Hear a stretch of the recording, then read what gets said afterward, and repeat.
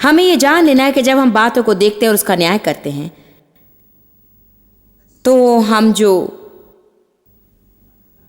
बहुत सी गलतियां करते हैं वो हमारे ही दृष्टिकोण पर आधारित होते हैं। और कई बार हमारे दृष्टिकोण हमारे जीवन के धोखे पर आधारित होते हैं। और मैं आपको उदाहरण देती हूं। बचपन में मेरा इनकार किया गया, इस कारण मैं असुरक्षित थी। इसलिए जब डेव और मेरा विवाह हुआ और हम किसी बात पर चर्चा करने की कोशिश करते, यदि हम दो विपरीत दृष्टिकोण रखते तो बड़े विवाद के लिए अधिक समय नहीं लगता था। सब क्रोधित और परेशान हैं और फिर अचानक मुझे मालूम ही नहीं रहता कि हम किस बात के विषय बातें कर रहे हैं। और मैं यहां खड़ी होकर आपको सच बता सकती हूं कि कई वर्षों तक मुझे मालूम भी नहीं था कि क्या हो रहा है। मैं नहीं समझ पा रही थी कि क्या हुआ है, नहीं समझ पा रही थी कि हम परेशान क्यों हैं। मैं बिल्कुल नहीं समझ पा रही थी। डेव कहते मेरे दृष्टिकोण का मुझे अधिकार है। मैं कहती मैं जानती हूं आपके दृष्टिकोण के लिए आपके पास अधिकार है, तो आप मुझे मेरा दृष्टिकोण क्यों नहीं देते हैं? परंतु आप मेरा दृष्टिकोण बदलना चाहते हैं। मैं तुम्हारा दृष्टिकोण बदलने की बिल्कुल भी कोशिश नहीं कर रहा हूं। वे कहते तुम मुझे उकसाना चाहती हो। मैं आपको उकसाना नहीं चाहती हूं। और मैं सच में उसे समझ भी नहीं पाई। क्या आप में से किसी की ऐसी परिस्थिति थी जहां आप किसी से बात पर चर्चा करने की कोशिश कर रहे हैं और ऐसा दिखता है कि हर समय जब आप सहमत नहीं होते आप लड़ते हैं, आप नहीं जानते कि कैसे समझाएं, या आप एक बात के विषय कहने से शुरू करते हो फिर अचानक आप उन सब बातों के विषय बातें करते हैं जो अब तक हुई ही ना हो।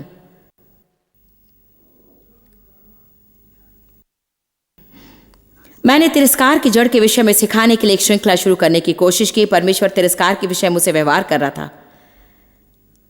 उसके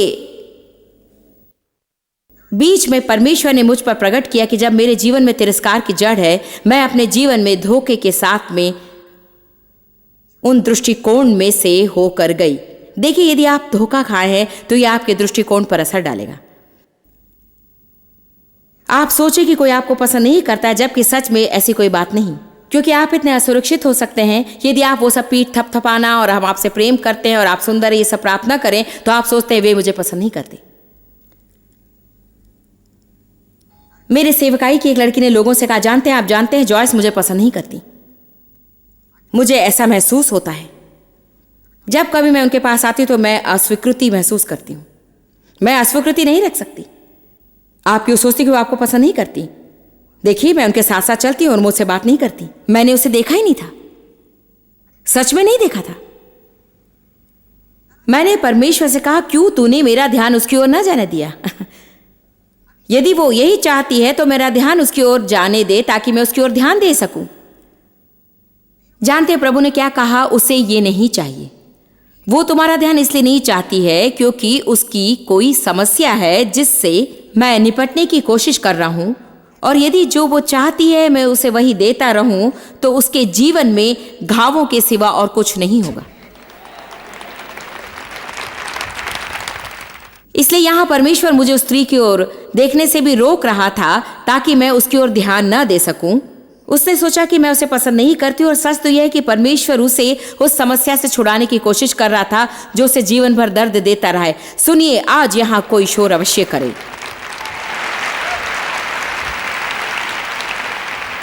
इसीलिए यदि हम परमेश्वर पर भरोसा रखें तो ठीक है। जॉयस ने आज मुझसे हाथ नहीं मिलाया, मैं तुझ पर भरोसा करती हूँ प्रभु। यदि उसे मुझसे हाथ मिलाना था तो वो अवश्य मिलाएगी। लोग ऐसे ही कॉन्फ्रेंस में आते हैं। जानते हैं, मैं यहां आई 22 घंटों तक गाड़ी चलाकर ताकि जॉयस मुझे सलाह दे सके। आप और दूसरे हजारों लोग भी। लोग सेंट लुइस में मेरे ऑफिस में आते, प्रभु ने मुझे यहां आने के लिए कहा है, लेकिन उसने मुझे आपसे मुलाकात करने के लिए नहीं बताया है। परमेश्वर सबको क्या बताता है उसके आधार पर मैं अपना जीवन नहीं जी सकती। मतलब ये बहुत ही हास्यास्पद बात है कि हम लोगों पर दबाव डालते हैं और कोशिश करते हैं कि हम जो चाहते हैं वो उनसे प्राप्त कर लें, और हम ये नहीं जानते कि यदि मैं सबको जो चाहे वो सब देती रहूं तो मैं मर गई होती। यहां तक कि इन कॉन्फ्रेंस में से एक में यदि सब जो चाहते उसे मैं ही करूं तो मैं रेंगती हुई भी यहां से बाहर नहीं निकल पाऊंगी। कुछ हफ्तों पहले मैंने पार्टनर्स कॉन्फ्रेंस किया था। मैं अपने सहभागियों के करीब आना चाहती हूँ, तो ये अच्छा समय था, मुझे खुशी मैंने इसे किया। यहाँ किसी को तो होना चाहिए, मुझे नहीं मालूम, कुछ लोग यहाँ पर हैं। हाँ जानते हैं, मैंने एक बुक साइनिंग किया और मैंने निर्णय किया कि जो भी चाहते हैं उनके साथ सिल्वर डॉलर सिटी जाऊं। इसलिए लगभग 2000 लोगों ने दस्तखत करे और 1200 बुक साइनिंग के लिए आए। मैंने सोचा भी नहीं था कि इतने लोग मेरे दस्तखत लेने के लिए 4 घंटों तक खड़े रहेंगे, परंतु मैं गलत थी। इसीलिए 4 घंटों तक मैं किताबों पर दस्तखत करती रही, फोटो खिंचवाती रही। मैं जितना हो सके उतनी जल्दी और जोर से बातें कर रही थी। जब वो खत्म हुआ मैं थक चुकी थी, परंतु मैंने अपनी बाकी की सभाओं को पूरा किया, लोगों से प्रेम किया, क्योंकि मैं वही करना चाहती हूँ। आप नहीं जानती कि एक बलिदान है कि मैं आपके लिए उपलब्ध ना रहूं, कि मैं आपसे गले मिलूं और हाथ मिलाऊं। मैं वो करना चाहती हूँ। मैं उस कमरे में छिपकर बैठने से थक चुकी हूं। परंतु फिर कितने लोग कहते हैं, जानते हैं, बस एक बड़ी सेविका, वे सोचती हैं कि वे यहाँ लोगों के बीच में आने के लिए बहुत ही बड़ी हैं। ये सब बेकार की बातें हैं, सब वैसे नहीं है, परंतु लोग ऐसा सोचते हैं क्योंकि वे आपको चाहते हैं। उनकी ऐसी अपेक्षा होती है जो आप पूरी नहीं कर सकते। कितनी बार हम संबंधों में निराश हो जाते हैं, और ये इसलिए नहीं कि वो व्यक्ति कुछ कर रहा है, परंतु ये इसलिए है कि हमारे पास अवास्तविक अपेक्षाएं हैं। हम उस व्यक्ति से उस बात की अपेक्षा कर रहे हैं जिसके विषय परमेश्वर नहीं चाहता कि वे हमें वो दें। यदि आज आप मेरी सुनेंगे तो आपको संबंधों में कुछ चंगाई प्राप्त करेंगे, क्योंकि आप में से बहुत लोग अच्छे संबंध में गड़बड़ी ला रहे हैं क्योंकि आपकी एक समस्या है। आपने धोखा खाया है जो उस व्यक्ति के विषय में गलत दृष्टिकोण और गलत अपेक्षाएं ला रहा है। परमेश्वर उन्हें जो देना चाहता है उससे अलग है, और आपको वहां पर जाकर कहना होगा कि मैं परमेश्वर पर भरोसा रखूंगी, भरोसा अवश्य रखूंगी। ठीक है, आप सोचते तूने मुझे सेंट लुइस आने के लिए कहा और मुझे देख मेरे ऑफिस में फोन करें और अपॉइंटमेंट मांगे, और यदि वे आपको नहीं देते तो हम पर क्रोधित ना हो, बस कहें परमेश्वर यदि तू चाहता है कि मैं वहां जाऊं तो तू द्वार खोलेगा। हम परमेश्वर पर काफी भरोसा नहीं करते हैं। देखिए, जब सब आपसे अलग अलग चीजों की अपेक्षा करते हैं, सब आपका एक भाग चाहते हैं और देने के लिए बस थोड़े से ही भाग रह जाते हैं, और मैं वो जानती हूँ कि आप मतलब साधारण लोग, आप महसूस करते हैं कि आपके जीवन में आपका परिवार, आपकी नौकरी, अपेक्षाएं, आपको इस शावर में जाना है, उस पार्टी में, इस विवाह में, इस रिसेप्शन में, स्कूल में जाना, पीटीएल मीटिंग, ये मीटिंग, बच्चों को गर्ल स्काउट ले जाना, बच्चों को बॉय स्काउट में ले जाना, बैंड प्रैक्टिस के लिए जाना है, और आप मानो ये सब करने के लिए मेरे पास समय नहीं है।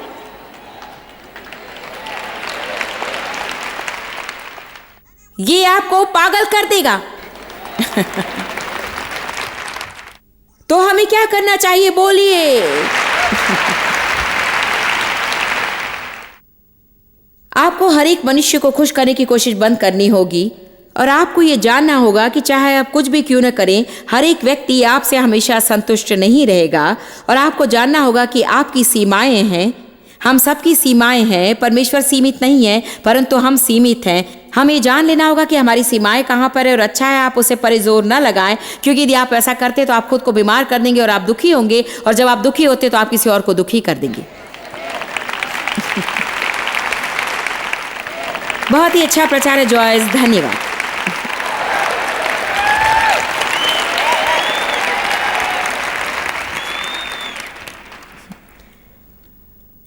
केवल इतना ही नहीं कि आप सबके काम में ध्यान देना बंद कर दे, परंतु उन्हें भी वैसा करने से रोक दें। आमीन। यदि जरूरी पड़े तो आप कुछ लोगों से कहें, यह आपका काम नहीं। लोग कई बार आपसे प्रश्न पूछते हैं मानो इसके सिवा उनके पास कोई और काम नहीं। मैं नहीं सोचती कि आपको अच्छा पैसा कमाना चाहिए, हां तो आपकी समस्या है, क्योंकि मैं चाहती हूं कि आप अच्छा पैसा कमाएं, चाहती हूं कि आप आशीषित हो जाएं। विश्वास है कि अभिषेक सिर से लेकर पूरे शरीर पर बहता है। मैं नहीं सोचती कि हमें इन बातों में सीमा पार करनी है। बस आप जानते हैं, मेरे मन में हमेशा पैसा नहीं होता, और सच में जो कुछ मैंने प्राप्त किया उसमें से अधिकतर मैंने दूसरे लोगों को आशीष देने में उपयोग किया। मैंने बहुत समय पहले इन बातों के विषय में उत्साहित होना पूरी तरह छोड़ दिया। जब एक बार आप उनमें से कुछ प्राप्त करते हैं तो वो आपको अधिक उत्साहित नहीं करता है। एक बात मैंने निश्चित की है कि मैं जीतने के लिए ही दौड़ूंगी, मेरे जीवन में परमेश्वर की बुलाहट पूरी करूं और अंतिम रेखा पार करूं। परमेश्वर इस बीच मेरा जीवन थोड़ा और सुखी और आनंददायक बनाने के लिए मुझे जो कुछ भी देता है तो मैं उसे प्राप्त करूंगी।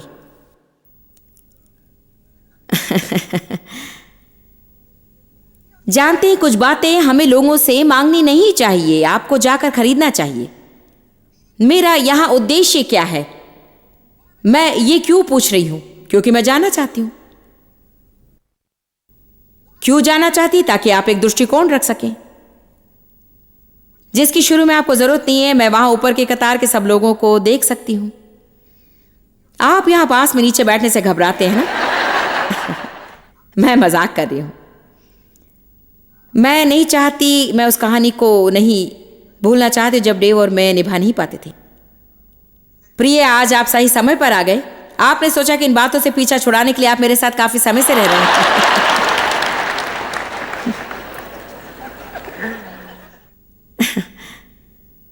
जब मैं तिरस्कार की जड़ के विषय ये श्रृंखला कर रही थी, परमेश्वर ने ये बात मुझ पर प्रकट की कि मेरे जीवन में तिरस्कार की जड़ है। इसलिए मेरे दृष्टिकोण के विषय उसकी अस्वीकृति को मैं तिरस्कार के रूप में समझ रही थी।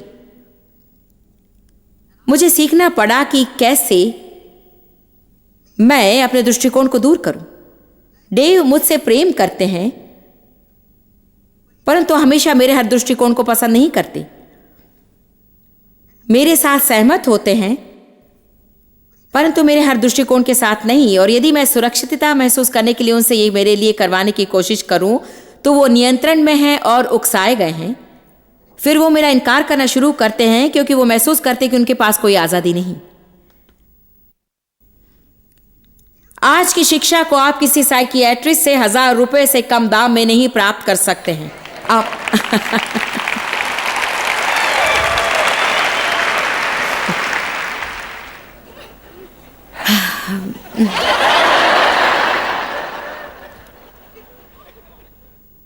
क्या आप जानते हैं, मैं जो कुछ जानती हूं उसे सीखने के लिए मुझे किन किन बातों में से जाना पड़ा है?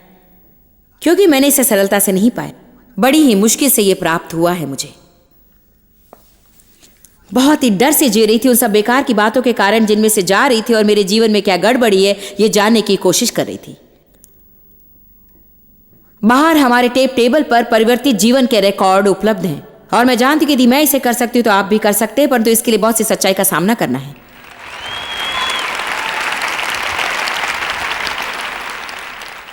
मैं आपसे सच कहती हूं, मैंने लंबी दूरी तय की है, परंतु मेरा मुंह मुझे अभी भी परेशानी में डालता है। मैं अभी भी कभी कभी वो बातें जानना चाहती हूं जिसके साथ मेरा कोई संबंध नहीं, और यदि आप मेरे लिए प्रार्थना करेंगे तो मैं आपके लिए करूंगी। आइए एक दूसरे के लिए प्रार्थना करें और देखें कि क्या हम इस क्षेत्र में बदलाव प्राप्त कर सकते हैं। हमें इस तरह की बातें सुननी है, और आज आप में से बहुत से लोग, जिनमें मैं भी हूं, क्या हम सब चुनौती लेंगे? आइए देखें कि क्या हम एक दिन इसमें से जा सकते हैं, और उत्तम पर भरोसा करें। हर परिस्थिति में उत्तम पर भरोसा। उदाहरण के लिए, यदि आप पार्किंग प्लेस की राह देख रहे हैं क्योंकि आपने देखा कि वो कार बाहर निकलने पर है, आप राह देख रहे हैं, और वो कार बाहर निकलते ही कोई और आकर अपनी कार वहां रख देता है, और आप क्यों ऐसा किया? क्यों क्यों क्यों क्यों? ओह, उससे मेरे पति बहुत क्रोधित होते थे। हाँ, वो उन्हें इतना क्रोधित करता था। ओह, वो क्रोधित होते। मैं सोचती कि वो वहां कार पार्क करने वाले थे, परंतु वो उन्हें बहुत क्रोधित करता। और मैंने कहा, डेव, शायद उन्होंने आपको नहीं देखा। ओह, उन्होंने मुझे देखा है। जब जो कुछ भी हो रहा है वो आपको परेशान नहीं करता है, तो किसी और को उत्तम के लिए विश्वास करें, ये कहना आसान है। देखिए, पार्किंग की जगह मुझे परेशान नहीं करती तो मैं आत्मिक हो सकती हूँ। हमें सबसे उत्तम के लिए विश्वास करना चाहिए, फिर मैं उनका न्याय भी करने लगती। वो प्रेम में चलने के विषय निश्चित नहीं है, परंतु यदि वो ऐसी बात हो जो मुझे परेशान करती है, कम ऑन नाउ। यीशु, क्या आज हमारा अच्छा समय जा रहा है? हमें नकारात्मक की ओर ही हमेशा क्यों जाना है? हाँ, आपने उसे जानबूझकर किया, जानबूझकर किया। आप बस मुझे परेशान कर रहे हैं। देखिए, अधिकांशतः 85 से 90% समय, ये शायद कल 80% रहा हो, परंतु ये तब से लेकर बढ़ा है। मुझे नहीं मालूम कि मैंने कौन सा प्रतिशत का उपयोग किया था, परंतु मैंने मानो वो हल्की सांस ली है। जानते हैं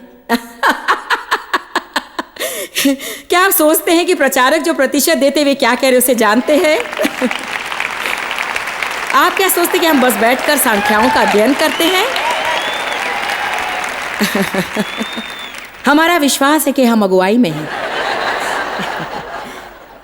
एक समय एक किताब पढ़ी थी मैंने जो कहती कि लोग आपकी भावनाओं को दुख पहुंचाते हैं, उनमें से 90% लोग आपको चोट पहुंचाना नहीं चाहते। वे चोट पहुंचाना चाहते हैं लेकिन पहुंचाते नहीं हैं। ये बस ऐसे ही हुआ। इसलिए हमें ये निर्णय लेना है कि हम चोट ना खाएं। क्योंकि देखिए, मैंने पाया है, हम आज लोगों के विषय बातें करेंगे। आज का हमारा विषय है लोग, क्योंकि लोग आपको बहुत ही क्रोधित कर सकते हैं।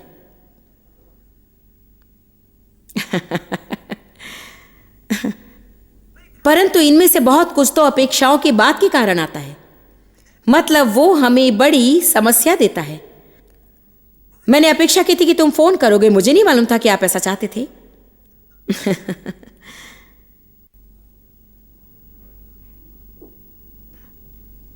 मेरे जीवन में जो शांति मैं प्राप्त करूं, उसके लिए आने वाले हर बदलाव के लिए मैं तैयार हूं। आमीन।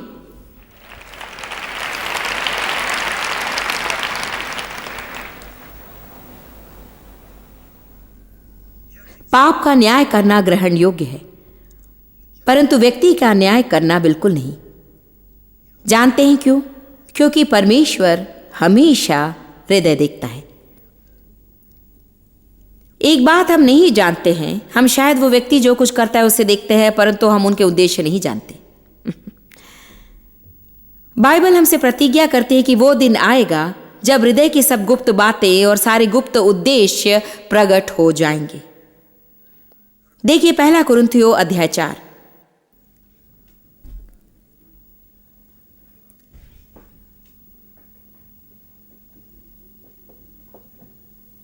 न जाने मैं अध्ययन करके नोट्स क्यों लेती हूं, क्योंकि मैं उनका उपयोग नहीं करती। परंतु अगर ऐसा ना करूं तो जब मैं यहां आऊं तो कुछ भी नहीं कर पाती हूं। 1 कुरिन्थियों अध्याय 4 पद 5।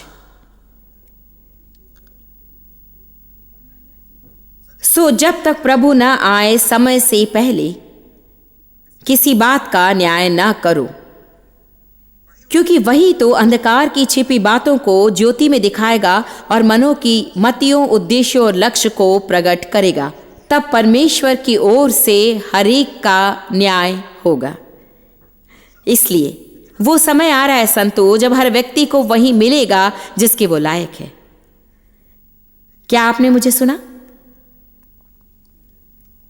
रोमियो 14:12 कहता है कि हर एक मनुष्य परमेश्वर के सामने खड़ा होगा और वो खुद का लेखा देगा। यदि आप उस अध्याय में अधिक पढ़ेंगे तो ये बताता है कि दूसरों का न्याय ना करें, क्योंकि वे आपके सेवक नहीं हैं। हर एक को परमेश्वर के सामने खड़े रहकर अपना लेखा देना होगा। इस वचन ने मेरी यहां मदद की है जल्दबाजी में और आप परिपक्व न्याय करने में मेरी मदद की है। इसने मेरे ऑफिस में हर तरह की बातों को ना सुनूं तब तक कोई निर्णय ना लूं। हम सबसे बड़ी गलती तब करते हैं जब किसी बात में 4 या 5 लोग मिले होते हैं और एक व्यक्ति आकर आपको कुछ बताता है और आप दूसरे लोगों की सुने बिना उनकी कही हुई हर एक बात पर विश्वास करते हैं। जानते हैं क्यों? क्योंकि हम में से हर एक, मैं और आप भी, हम सब उन बातों को अपने दृष्टिकोण से देखते हैं और हमारी ही दृष्टि में हम सही होते हैं। कितने इस बात से सहमत होंगे कि इस क्षेत्र में आपकी कुछ समस्या है? ठीक है, इसलिए आप कभी भी उन बातों का न्याय करने में जल्दबाजी ना करें। परमेश्वर ने मुझसे 2 दिन पहले कुछ बात कही और मैं इसे जानती हूं, परंतु मुझे इसे फिर से सुनना जरूरी है। उसने कहा, जॉयस, जब तुम क्रोधित होती हो तब किसी भी बात के साथ व्यवहार ना करना। जब आप क्रोधित होते हो उस वक्त किसी के साथ व्यवहार करना एक बड़ी गलती है, क्योंकि यदि आप क्रोध में उसके साथ व्यवहार करते हैं, आप गलत बातें कहेंगे, गलत बातें करेंगे, ऐसे गलत निर्णय लेंगे। देखिए, हम खुद के लिए सबसे उत्तम यही कर सकते हैं कि जब हमसे कोई कुछ कहता है और ये हमें क्रोधित करता है तो आप तुरंत जाकर उससे व्यवहार ना करें। बस आप स्थिर हो जाइए। 3 मिनट, 1 घंटा, 15 मिनट, कुछ भी, परंतु उसे स्थिर हो जाने दे। बस जाकर न कहे आ, यही सबसे बेहतर होगा। आप में से कितने अपने जीवन में इस स्तर पर है जहां बहुत लोगों से व्यवहार करते हैं आप बहुत से लोगों के साथ व्यवहार करते, मेरा मतलब ये बस लोग लोग लोग लोग लोग लोग, सभा में लोग, ऑफिस में लोग, बाहर शॉपिंग मॉल में लोग लोग लोग लोग लोग लोग। और मुझे लोग पसंद है, परंतु लोगों के साथ व्यवहार ना सीखें तो ये आपको बहुत ही क्रोधित कर देगा क्योंकि सब लोग आपको जो बताते हैं उस हर एक बात के लिए आप क्रोधित नहीं हो सकते हैं। अब आप जानते हैं न्याय, जब हम न्याय करते हैं तो हम बस किसी की क्रिया को देखकर उसका न्याय ही नहीं करते हैं, कई बार हम उनके उद्देश्यों का न्याय करते हैं। हाँ, मैं सोचती हूँ आप ये हैं या ये वो हैं, या मैं सोचती हूँ कि आप वो हैं, और आप उस व्यक्ति के व्यवहार के द्वारा किसी के हृदय और उद्देश्य का न्याय नहीं कर सकते हैं, और उन्हें जो कुछ करते हुए देखते हैं उनके द्वारा आप उनके हृदय और उद्देश्य का न्याय करना जरूरी नहीं है। मैं आपको बाइबल में बहुत सी जगह पर दिखा सकती हूँ और साबित कर सकती हूँ। आइए उस स्त्री को ले जो व्यभिचार में पकड़ी गई थी। क्यों यीशु ने उसके साथ बाकी सब लोगों से अलग व्यवहार किया था? क्योंकि मैं आपको एक अच्छा कारण दे सकती हूँ, क्योंकि वो जानता था कि वो स्त्री उस परिस्थितियों में क्यों थी।